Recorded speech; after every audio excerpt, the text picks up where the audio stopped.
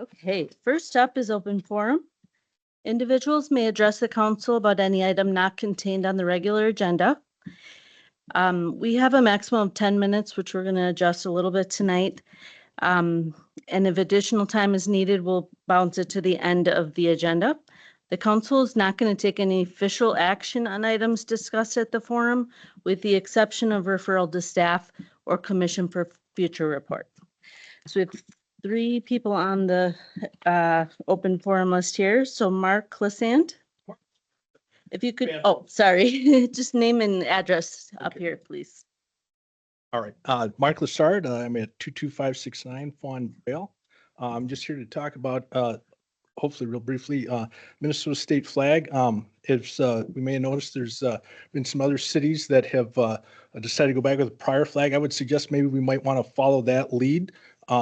If for no other reason than the way it has was presented to the state, it was somewhat one-sided. I think there's probably a large portion of the state that didn't have a voice in that.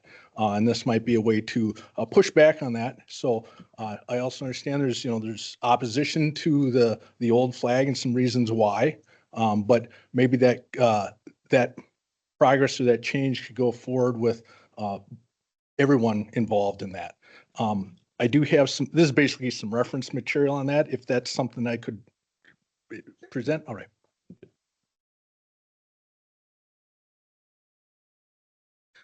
So yeah, that's basically where I come from in talking with a lot of neighbors and some people in the audience here as well.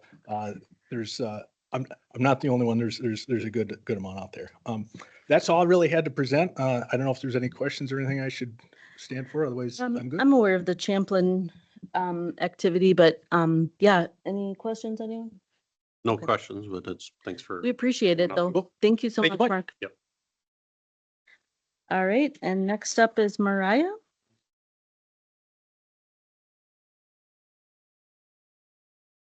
Address, name and address. Sure. Mariah Can Swanson. you make sure your mic is on? Is that on? Yes. Okay. Mariah Swanson, 22255 Orchid Avenue. Good evening, Mayor and council members. Thank you for the opportunity to speak before you today. I'm here to ask you to proclaim March as Greed Disorders Awareness Month. But more than a proclamation, I want to help you understand what that really matters to a child here, a family, and our community. The human body is made up of about 3 billion DNA letters, 3 billion instructions that guide our body on how they grow, move, learn, and communicate. My 3-year-old son, Marcus, has one tiny change in all of that code, one spontaneous change in the gene called GRIN2A that he did not inherit from me or my husband. It just simply happened upon birth. That tiny difference affects how his brain communicates with itself, impacting the receptors responsible for learning, speech, memory, and movement. And that one tiny difference is why I'm here today. Before we knew the science, our journey began in a way that every parent can understand. One day he looked at me and says, "I love you." And then suddenly he can't anymore. And it wasn't because he forgot me, and it wasn't because he stopped trying, but because something in his brain changed in a way that no one could see. That was our March of 2025. Marcus at the time was a thriving toddler, curious, chatty, and full of life. He loved books, building towers, getting into trouble with his big brother Grayson, and showing off his deep dimples with the laughter that could fill the room. He and his big brother loved to play pretend, chase each other, make each other's giggle uncontrollably every single day. But gradually, words started to fade, and not just new words, but words he had already mastered. Movement began to disappear, and toys became untouched. Books end up staying on the shelves, and as parents, you know when something isn't right, and that instinct was powerful. My husband and I decided to try to trust it. We started asking more questions, recorded videos of him, and scheduled appointments. And in one video, our pediatrician noticed something so subtle. It was seizure activity that we didn't notice, and that changed everything. From there were months and months of hospital stays, EEGs, and tests. Days and nights that were filled with a lot of uncertainty. At one point, we were told that Marcus would not make it to his 5th birthday. Eventually, we learned Marcus had a form of epilepsy, seizures that, again, we had not noticed, and genetic testing revealed something even more rare, the change in the GRIN2A gene that's part of a group of conditions called greed disorders. GRIN2A helps build NMDA receptors in the brain. And so it's tiny communication bridges in your brain that allow brain cells to talk to each other. And when they don't work properly, they show up in the impact shows up in real life. For example, with Marcus, there is loss of words, developmental regression, and seizures. Greed disorders do look like autism, cerebral palsy, and epilepsy, and sometimes a single child has features of all three. If someone has a greed disorder, they may experience developmental delays, seizures, limited or inconsistent speech, movement challenges, learning challenges, feeding challenges, and visual impairment. Every child looks different. It is incredibly rare. So worldwide, only about 400 individuals are known to have GRIN2A. With Marcus's exact genetic variant, there has only been identified 3 children in the entire U.S., and he is the only child with this exact variant in the U.S. When it is this rare, there's not a clear roadmap on how to handle this disorder. That's why families often have to become the advocates, the researchers, the care coordinators. My husband and I had to start reading research papers, and we are not a medical professional at all. We started tracking his seizure patterns. We started asking difficult questions. Sometimes we were told to wait and see. Sometimes we were told to slow down. But when it's your child losing words, when your child's having seizures, abnormal brain activity, and we so desperately wanted to see or hear him communicate that he loved us again, waiting was not an option. We have and will continue to travel out of state for specialists who understand greed disorders. We go twice a year, coordinated care across systems, manage medications, and bring that knowledge back to his local care team. Families navigating rare disease do it every day because our children deserve the best chance to thrive. What we've learned is important. Rare care works best when families and clinicians work in partnership. So parents are experts on our child. I know Marcus best. I can see things change before a machine does, and clinicians can bring that expertise. So when those two things can come together, children like Marcus would have the best chance to thrive. Awareness makes that partnership possible, and it helps providers recognize rare conditions sooner, improve access to genetic testing, and connect families to the right care early. I want to talk about his seizures for just a second. His seizures don't always look dramatic. Sometimes it's just a pause. Sometimes it's just a stare. It looks not what you typically think. Most of the time it does happen while he's sleeping. So we have to worry about his seizure activity at night. So sleep for us is never deep. His type of seizure is incredibly rare. Only about 0.5% of children have this type. But even the brief seizures, interrupt what his brain is trying to do, which is just learn, grow, and develop. Despite all of this, Marcus is still Marcus. He is obsessed with Blippi. He is dinosaur obsessed, and he loves Mario. He thinks getting into trouble with his big brother is the best part of life. Some days are going to be harder for him, but Marcus is smart, curious, determined, and joyful, and every day he shows us what that he's trying, learning, and growing. When we first received this diagnosis, we were trying to search for answers, treatment, and a path forward, and our family has chosen to meet this with courage and determination. His prognosis is still that five years at this point with just what is known. And again, we're fully committed to giving him the fullest life possible and supporting him every step of the way. And that's why I'm asking about further awareness, because awareness helps people and providers recognize these types of conditions sooner. I began by asking you to imagine that silence, the child who said, "I love you," and then no longer couldn't. By considering recognizing Greed Disorders Awareness Month, Rogers will help replace some of that silence, because when the city says we see you, you're telling families like mine that we're not alone. And it's a little boy who cannot always use his word, that his community is using theirs. 3 billion DNA letters, one tiny difference. That child is in Rogers, and today he is heard. Thank you. Thank you, Thank you. Mariah.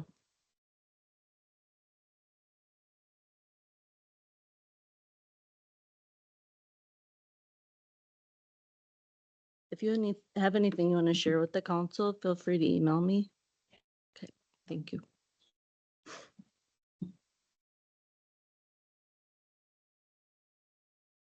We do have one more. Gary Schmalz, are you here? Would you like to speak? Okay. Thank you. Sure. Gary Schmaltz, 22574 128th Avenue, Rogers, Minnesota. Been a part of Rogers for 17 years. My 4 kids have graduated from the high school.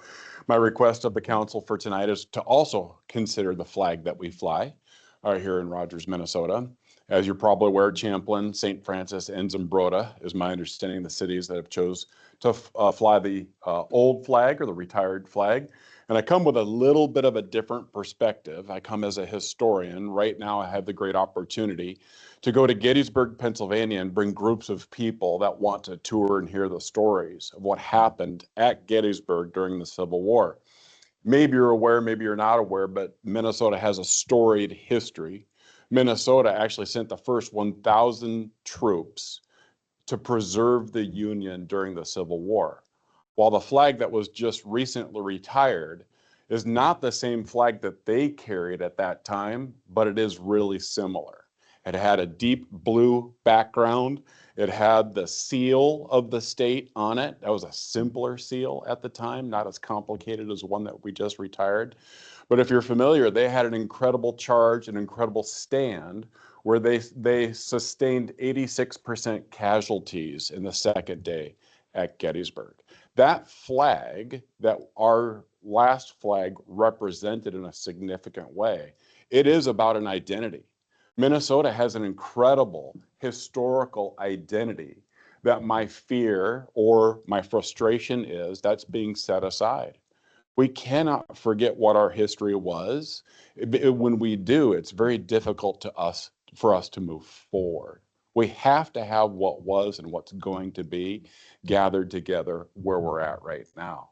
With that in mind, my request is that the council would consider what flag to fly here in the city of Rogers, considering the deep history, the significant history that the first Minnesota stood for and sacrificed for in 1863. That is a significant flag, and I don't want it to be set aside in the process that it was. So again, my request is that the council would one day perhaps take a look at considering flying that flag for the city of Rogers. Thank you. Thank you.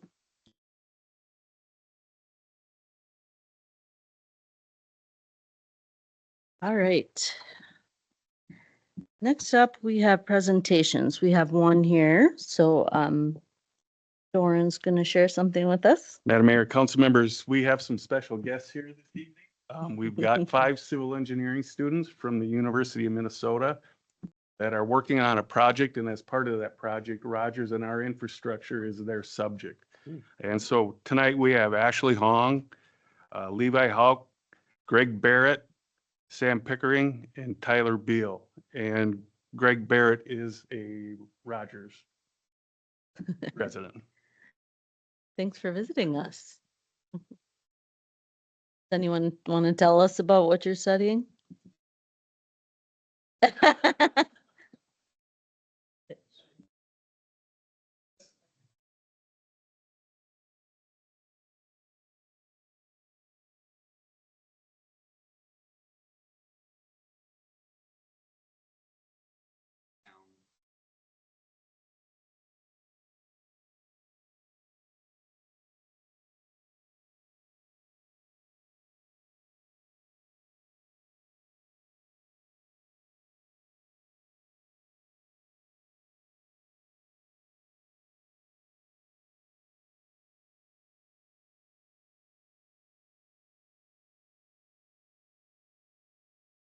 Thank you.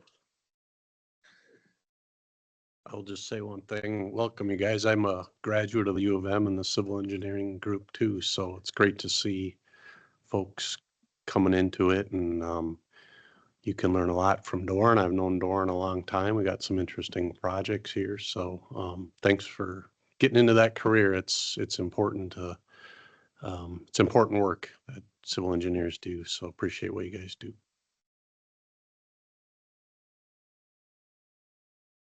Thanks for visiting. All right, we will move on to approve agenda. Council members may add items to the agenda for discussion purposes or staff direction only. The council will not normally take official action on items added to the agenda. Does anyone have anything to add?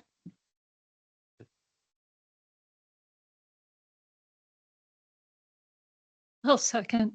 All right, we have a motion and a second. All in favor? Aye. All right, that motion passes.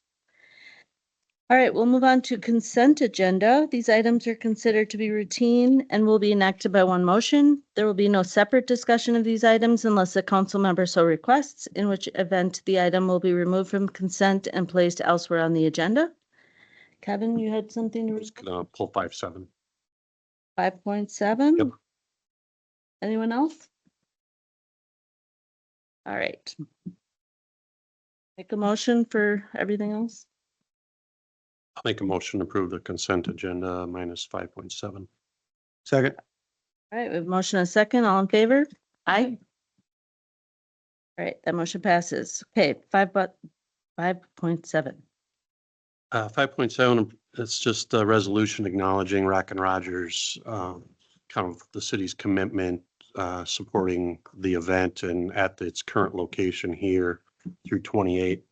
And I just want to thank the Chief Wills, Chief Barons for kind of their participation. We had a really good meeting the other day talking about the venue here and kind of the work that goes into that site. And I was involved in the Lions a while back, but even sitting in that meeting the other day, I was reminded of how much work that goes into that event, and us up here kind of get to enjoy the weekend, but so many hours of work goes into that. And I really appreciate what you guys all do and put into that. And Rick, you're here from the Lions. Mayor Click's here. There's probably other Lions here. Just really appreciate what that group does. It's just fantastic. And just so I just saw it on the agenda, I want to pull it out. Say thanks for everything you guys do. So with that, I'd make an Absolutely. motion to approve resolution 2026-31. Second. All right, we have a motion and a second. All in favor? Aye. Aye. All right, that motion passes. We have no public hearings. We will move on to general business. 7.1, approve the promotion of Sergeant Matt Nelson to the position of police captain effective March 30th, 2026. Chief. Good evening, Madam Mayor, members of the council. It's my pleasure to present this item before you tonight. These last couple of meetings have been real fun, so we'll keep doing this. Thanks again. Making a motion tonight or recommending a motion to approve the promotion of Sergeant Nelson effective March 30th, next Monday. Just a quick overview and background of it. City Council approved the backfill of a police captain position as a result of the Deputy Chief of Police promotion. We advertised for this position internally, which was tailored to the internal sergeants that we have. Interviews with the candidates were conducted with a panel consisting of internal department heads and Deputy Chief Foster. Additionally, candidates participated in a comprehensive leadership assessment by our police department psychological firm. At the conclusion of the process, Sergeant Matt Nelson was selected for this promotion. Matt Nelson was obviously amongst another candidates who were extremely qualified for this position, which always reminds me how fortunate I am to have such qualified leaders in our police department. Sergeant Nelson began his career at the Rogers Police Department in 2015 as a community service officer and was promoted to police officer later that year. Matt served in the role of police officer until his promotion to sergeant in 2023. During Matt's tenure, he has served in a variety of roles and assignments to include K-9 officer with his retired partner Zeus, K-9 supervisor, use of force and firearms supervisor, Sergeant Union Stewart, and has positively promoted partnerships with our internal and external partners to ensure our staff is well prepared to address the ongoing challenges in our profession. Matt has received 4 life-saving awards and has an extensive educational experience, including a bachelor's degree from Metro State University. Matt will command the patrol division upon his contingent approval this evening. And obviously Sergeant Nelson will be a tremendous asset to the police department's command team. Just like we did with Deputy Chief Foster, we will recognize Matt's promotion later this year with a big formal ceremony where we'll pin his badge on and celebrate hopefully at the event center. So with that, I think Matt wants to say a few words.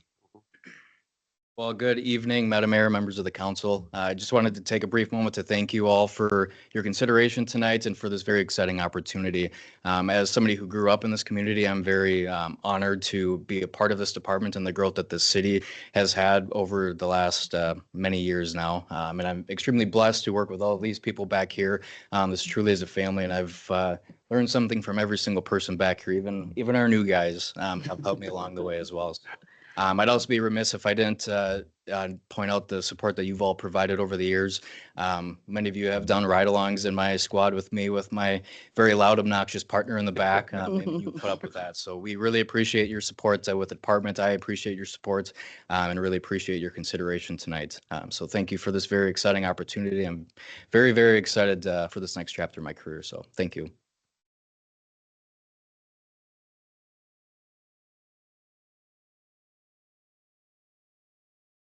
And I would like to note before we move for a recommendation that nobody in the back is being paid overtime to be here tonight. Oh, it really does show they really do support Matt. So I appreciate them being here tonight. Thanks So, for being here. Yeah.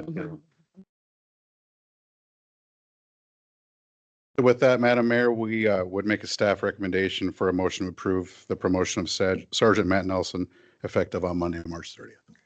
Well, Sergeant, congratulations. You've made a huge impact to this police department, so thank you for all you do. Anyone want to say Yeah, I would anything? say the same. I've gotten to know you a little bit over the past few years. Appreciate what you do. I love the idea that you grew up here and kind of know the area. I think it says a lot that you kind of call this home and want to work here. So thank you for your dedication and what you do here. Much appreciated. Yeah, thank you and congratulations. Just kind of echoing everything that they're saying, and I really like how you're involved with the community and help build community support here. The whole department does that, and it's really great. Thanks. Yeah, and congratulations. I think you'll be an addition that will be a great value to the department. And I think you'll be a great leadership role. So thank you. With that, Madam Mayor, I'd like to make a motion. I'd like to make a motion 7-1, approve the promotion of Sergeant Matt Nelson to the position of police captain effective March 30th, 2026. I'll second that. And a second, all in favor? Aye. Aye. Aye. All right, that motion passes. Congratulations. Thank you.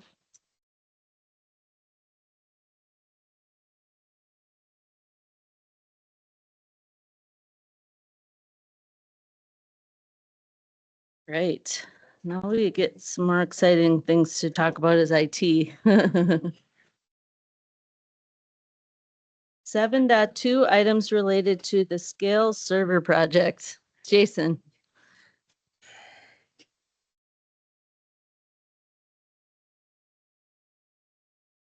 Feel safe. Good evening. Tonight, we're here to talk about the Scale project. So council may recall that staff experienced a number of major network outages back in 2025. We found that the storage hardware was purchased in 2024 and it's configured so if servers go offline, a new server will come on automatically through one of the backup systems.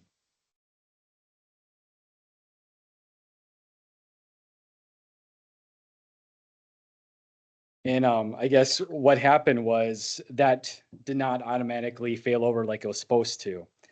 It didn't activate and it caused basically a cascading effect for all our servers to go down. So staff were not able to use their city computers. It took a number of months for Administrator Johnson here to figure out what was the cause of it, but now we're very confident in what happened. So we started looking at other options to try to figure out what is the best solution for us. We found a product called Scale, and this is a very similar product or the same product that other cities our size like Andover, Buffalo, and Winona use. There's a couple key things to this. We believe is one, it's going to be causing less outages. The hardware and the software are designed and supported to work together. Unlike right now, we have a bunch of different systems, and if one part fails, it doesn't necessarily mean that it's all related. So we have to actually go to that particular vendor to help get support for that particular issue. With this solution, we're going to have one product and one vendor that would support us for any type of issue. There's room to grow. So we figure we have room to grow for the next 6 years. We have enough storage and space to do that. Another key thing is we wanted something that could provide 24/7 support. Right now, it's a very complex system, and the only person that can fix it is standing right here. If there is a major outage, it'd be something we have to get one of our consultants to come out and help us. And they'd actually have to come on site to help us. So we figure it's going to be at least a few hours, if not longer, before someone can actually come and help us with it. And that's something that, talking to our staff, that we just cannot have. We need to make sure that our systems are up all the time. So this type of vendor would be able to provide that support to us over the phone. So myself or Devin, who are also on the team, we'd be able to talk through and try to fix any issue that does come up, and we're not going to have to rely on Mr. Johnson all the time. And then also, we're trying to make it a more simpler technology. Again, we're trying to combine lots of different things and put onto one system, and that's what this solution would do.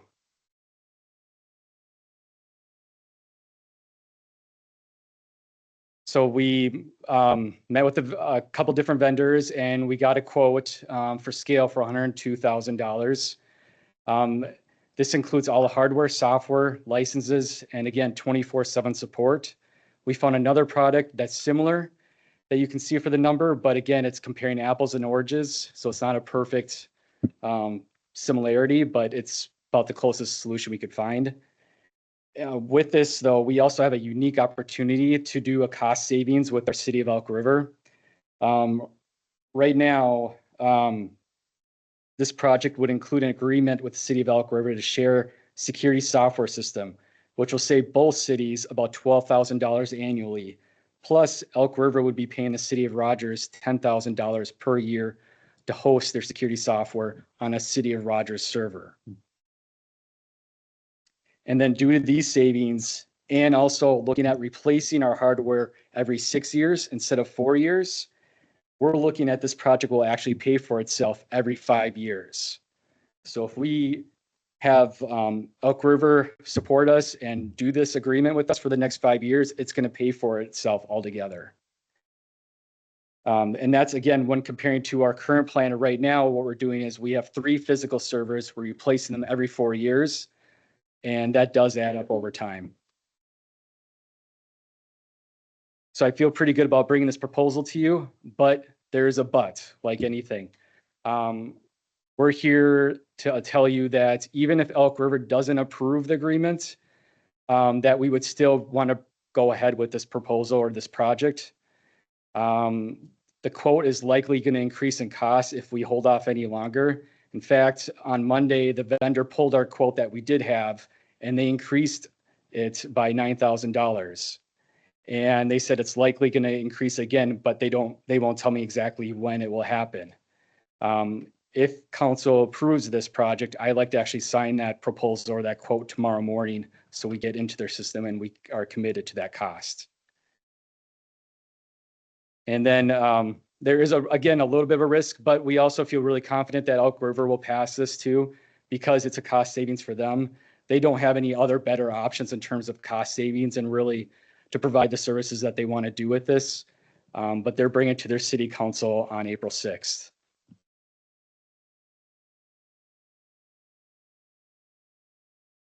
So with that, I would stand for any questions.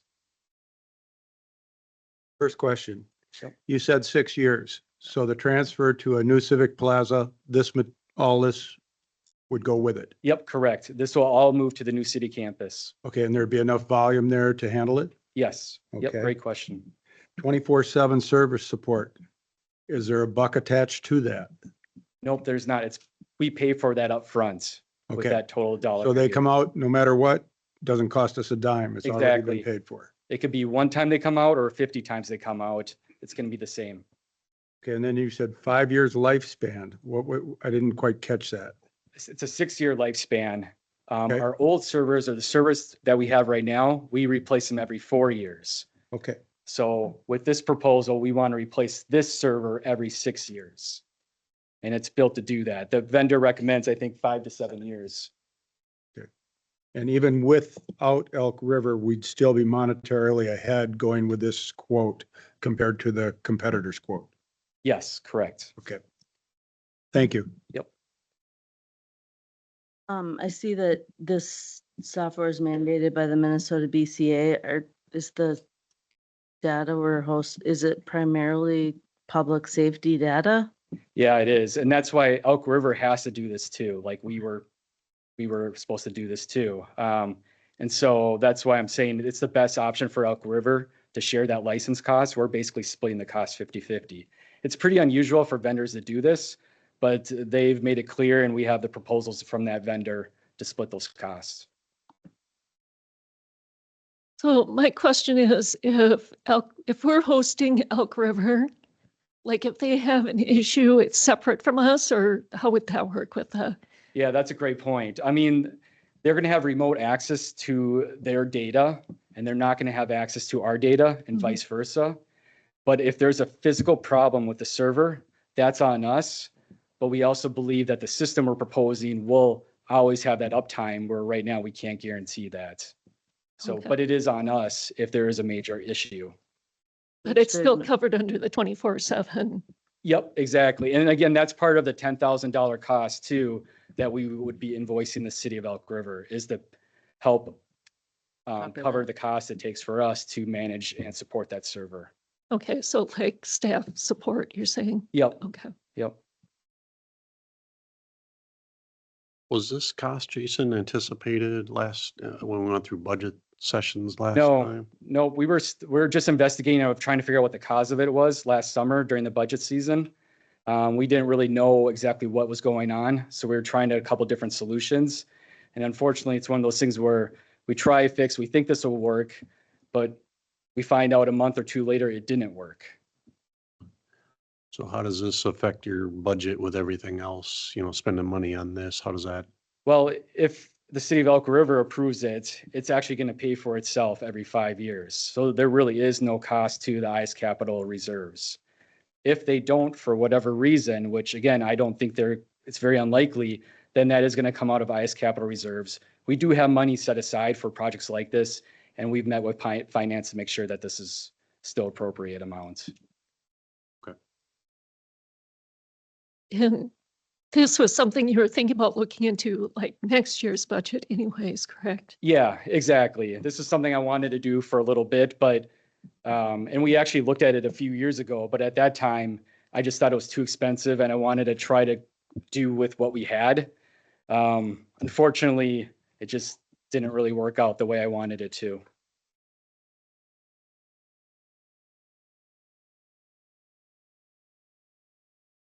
So the product that's not available, Yeah, that's a great point too. And the chip shortages, is that coming later? Yeah, we're working on that right now. And we're trying to, they gave us another option this afternoon, but I got to still review it. We'll likely be coming forward with a new solution for the disaster recovery, the backup system, at the next council meeting. Okay.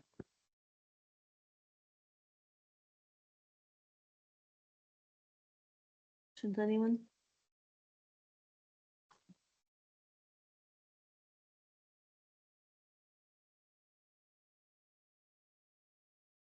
Well, yeah, it's always a big number to swallow, but I think you're telling us it's necessary. I mean, it's a necessary cost. It's just the timing of it. And Yep, we didn't really want to bring this to you until we got the assurance from the city of Elk River, just because that's a great opportunity. And we're always trying to team up with them and try to find new avenues to partner with them. We do a couple things already, and this is just part of the plan. We have some other ideas down the road too. Are there other cities doing this, like as partners like this? Yeah, like the city of Roseville, they actually, it's a little more of a formal agreement, but they provide services for a number of cities around the metro area. Here, this is a little more informal, it's a little more specialized, but we're lucky enough to use, we have a connection directly to the city of Elk River using the school district's fiber. sure. Okay.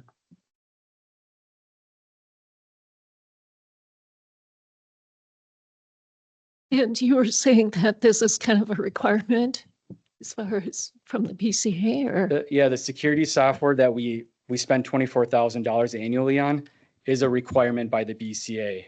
So the city of Elk River has to do the same thing. They haven't yet, but this is probably their best option to do it. And again, this would be a big cost savings for us too, $12,000 annually.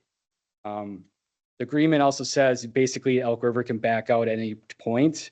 They have to give us a few months' notice. But again, I don't feel that they're going to do that, and they don't want to do that either because it's in their best interest to stick with us.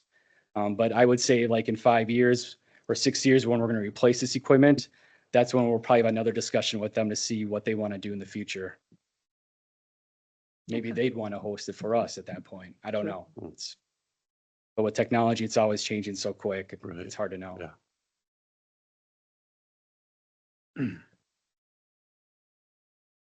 Well, you convinced me. Anything else on here? No, I'm good. I'm good. I would go ahead and make a motion to approve the security information and event management service agreement. I'll second that. All right, I have a motion and a second. All in favor? Aye. Any That motion other passes. motion to approve the purchase of the scale server project, is that a separate one? I'll second that as well. All right, we have a motion and a second. All in favor? Aye. Great, that motion passes. Thank you, Council. I just want to take a minute to thank Administrator Johnson here too. Yeah, It was a lot of his work that was put into this project. Couldn't have done it without you. Appreciate it. Thank you. thank you guys. Appreciate it. All right, well, we have no other business. Correspondence and reports are online, so we are adjourned.